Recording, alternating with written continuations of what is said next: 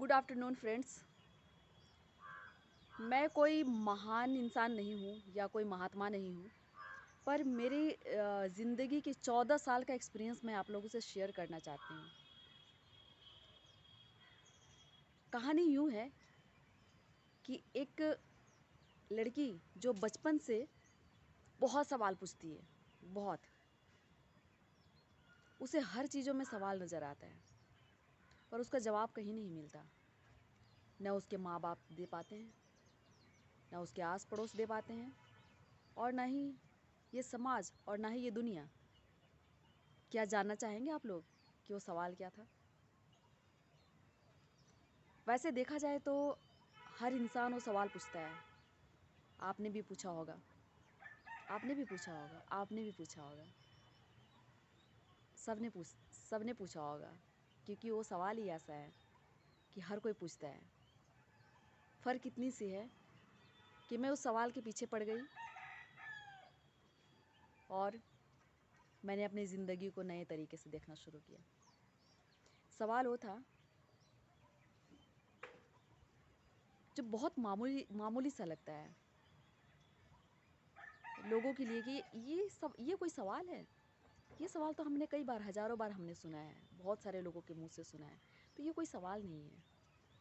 मैं चलिए वो सवाल मैं बता ही देती हूँ कि वो सवाल क्या था जो मेरे दिल में बचपन से गूंजा करता था। वो सवाल ये था कि आखिर हम इस दुनिया में क्यों आए हैं। वो सवाल ये था कि इस दुनिया में हम करने क्या आए हैं। ये ज़िंदगी है और एक दिन ख़त्म हो जाना है, हमें एक दिन जाना है। तो ये जो आना और जाना के जो बीच में जो समय मिला हुआ है, आखिर ये समय क्यों मिला हुआ है। इतनी गहरी बात तो मैं आज बोल रही हूँ, पर मेरा बड़ा सिंपल सा सवाल था बचपन से कि हमें मर जाना है एक दिन, फिर ये सब कुछ क्यों है। मुझे अजीब सा ये सवाल सताती थी, जिसका जवाब कोई भी नहीं दे पाता था। ऐसे करते करते करते करते आज ये सवाल का जवाब मुझे मिले हुए 14 साल हो गए हैं, और 14 सालों से ज़िंदगी के ऐसे कई सवाल हैं जिसके सारे उत्तर मुझे पते हैं। सारे उत्तर मुझे पता है। जब कहते हैं ना कि जब आपको खुद का ज्ञान हो जाता है, जब आप अपने आप को जानने लगते हैं, तो आपके पास उत्तरों का खजाना आ जाता है। आप उत्तरों के समुद्र में तैरना शुरू कर देते हैं। तो मेरे साथ भी यूँ ही हुआ कि आज देखिए, क्योंकि समस्याएं तो रुकनी नहीं है, समस्या तो आएंगी। ये कोई भी ऐसा इंसान नहीं है जिसके साथ समस्याएं नहीं आती है। तो समस्याएं आनी बड़ी बात नहीं है, और आनी भी चाहिए, क्योंकि हम उस समस्याओं से सीखते हैं और हम अपने रास्ते में चलते हैं, और हम डिसीजन लेते हैं कि क्या सही और क्या गलत है। तो सबसे पहले हम प्रायोरिटी किस चीज़ को देते हैं। इस दुनिया में जो चीज़ें हो रही हैं उसको, या अपने जीवन को। ये बहुत गहरी बात है, क्योंकि इस दुनिया के चकाचौंध में हम खुद को खोकर हम उसके पीछे पड़े हुए हैं जो मेरा है ही नहीं।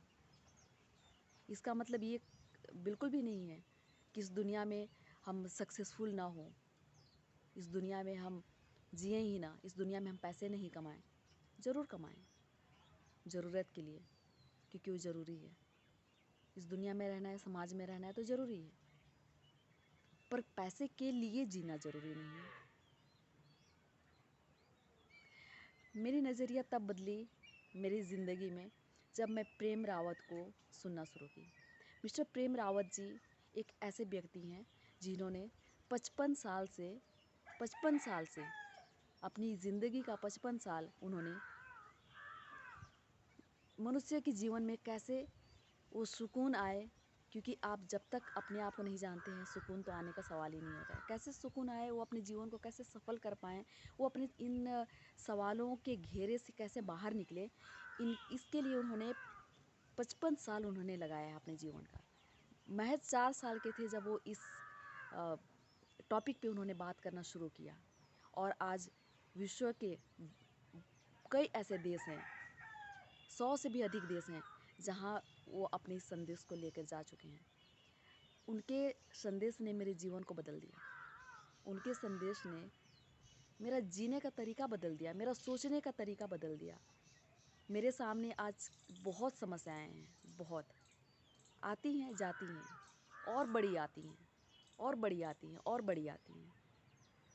पर जब मैं अपने अंदर की तरफ जाती हूँ तो मुझे समस्या समस्या ही नहीं लगता।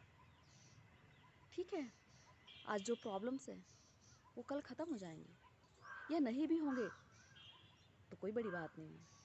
मेरा जीवन ख़त्म नहीं होना चाहिए। So thank you so much. मैं अपने ज़िंदगी का बहुत सारे ऐसे एक्सपीरियंस जो मैंने 14 साल में इकट्ठे किए हैं, मैं आप लोगों के साथ आगे शेयर करूँगी। और अगर आप लोगों को ये टॉपिक अच्छा लगा होगा तो प्लीज़ लाइक करें, शेयर करें, सब्सक्राइब करें। Thank you so much.